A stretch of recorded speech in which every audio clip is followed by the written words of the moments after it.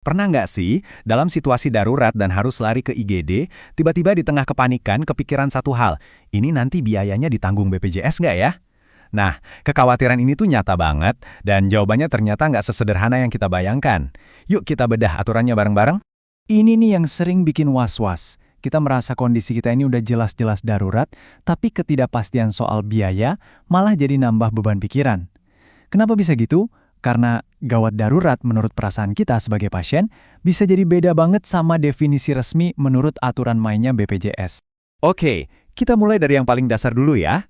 Biar kita paham kapan BPJS menjamin, kita harus tahu dulu apa sih definisi resmi dari gawat darurat itu. Ini bukan soal kira-kira atau perasaan, tapi soal peraturan yang mengikat. Nah, ini dia definisi kuncinya. Kondisi gawat darurat itu adalah situasi medis yang kalau nggak ditangani secepatnya, akibatnya bisa fatal atau bisa menyebabkan kecacatan permanen. Jadi ada dua kata yang harus kita garis bawahi, ancaman nyawa dan potensi cacat. Definisi tadi itu dipecah lagi jadi 5 kriteria utama. Anggap aja ini semacam checklist yang dipakai dokter di IGD. Kalau kondisi Anda memenuhi salah satu aja dari 5 poin ini, statusnya baru dianggap darurat. Mari kita lihat apa aja kelima poin itu. Ini dia nih kelima kriteria penentunya. Sekarang, kita bakal kupas satu persatu, lengkap sama contohnya, biar lebih kebayang. Kita mulai dari yang pertama ya. Kriteria pertama, ini yang paling jelas dan paling dasar. Kondisinya benar-benar mengancam nyawa.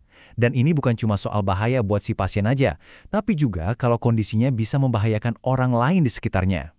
Contohnya gampang banget dibayangin, pendarahan hebat yang nggak berhenti-berhenti, luka bakar yang serius, atau keracunan. Pokoknya semua kondisi di mana setiap detik itu berharga banget. Kriteria kedua ini fokus ke 3 pilar kehidupan kita yang di dunia medis sering disebut ABC, airway atau jalan napas, breathing atau pernapasan, sama circulation atau sirkulasi darah. Kalau salah satunya aja keganggu parah, wah itu udah otomatis darurat. Coba bayangin deh orang yang tersedak sampai nggak bisa napas, penderita asma yang kambuh parah sampai membiru, atau kondisi apapun yang bikin pasokan oksigen ke tubuh berhenti. Nah, itu contoh nyata gangguan ABC yang taruhannya nyawa. Lanjut ke kriteria ketiga, yaitu penurunan kesadaran. Saat seseorang tiba-tiba nggak sadar atau responsnya jadi lambat dan aneh banget, ini tuh kayak lampu merah. Artinya, ada gangguan serius di sistem tubuhnya, kemungkinan besar di otak.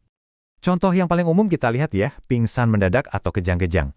Dua-duanya ini adalah tanda bahaya yang menandakan perlunya pertolongan medis secepat mungkin. Oke, kriteria keempat ini istilahnya agak teknis, gangguan hemodinamik. Tapi jangan pusing dulu. Sederhananya, ini artinya ada masalah besar sama sirkulasi darah di tubuh. Bayangin aja kondisi shock, di mana organ-organ penting nggak dapat pasokan darah yang cukup. Ini bisa kejadian karena dehidrasi parah banget, misalnya karena diare hebat, atau karena tekanan darah yang tiba-tiba naik tinggi banget, atau malah drop. Kalau dibiarin, organ-organ vital kita bisa rusak dalam waktu singkat. Dan yang terakhir, kriteria kelima, ini semua tentang urgensi. Maksudnya ada kondisi-kondisi di mana kalau penanganannya telat sedikit aja, beda beberapa menit gitu, hasilnya bisa fatal. Bisa jadi cacat permanen, atau bahkan, ya kematian. Contohnya apa? Patah tulang yang sampai tulangnya keluar gara-gara kecelakaan, cedera kepala berat, atau digigit ular berbisa.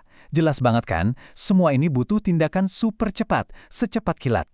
Nah, setelah kita tahu kelima kriterianya, yuk kita lihat contoh-contoh penyakit spesifik yang biasanya sih pasti dijamin BPJS kalau masuk IGD. Nah, ini dia beberapa contoh klasiknya. Serangan jantung, stroke, sesak napas akut, kejang, sampai diare dan muntah yang bikin anak dehidrasi berat. Semua kondisi ini kan jelas banget masuk ke salah satu atau bahkan beberapa kriteria yang tadi kita bahas. Oke, sekarang kita sampai ke pertanyaan paling krusial. Kita udah tahu nih aturannya, kriterianya udah hafal, tapi pas di rumah sakit siapa sih yang pegang palu keputusan? Siapa yang nentuin, oke, ini darurat, ditanggung BPJS? Jawabannya tegas dan jelas.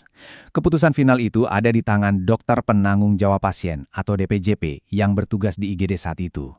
Jadi penilaian klinis mereka lah berdasarkan kriteria-kriteria tadi yang akan jadi penentu utamanya. Jadi hasilnya cuma ada 2 kemungkinan. Kalau dokter bilang kondisi Anda memang gawat darurat, wah lega, semua biaya akan ditanggung penuh sama BPJS.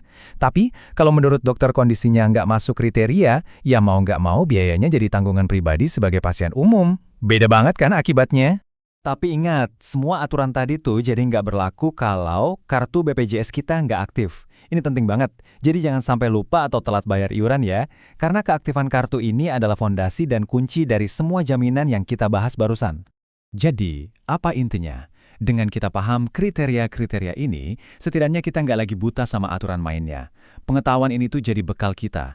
Biar nanti kalau amit-amit menghadapi situasi darurat, kita bisa lebih tenang, lebih fokus ke penanganan medisnya, dan nggak terus-terusan dihantui rasa cemas soal biaya.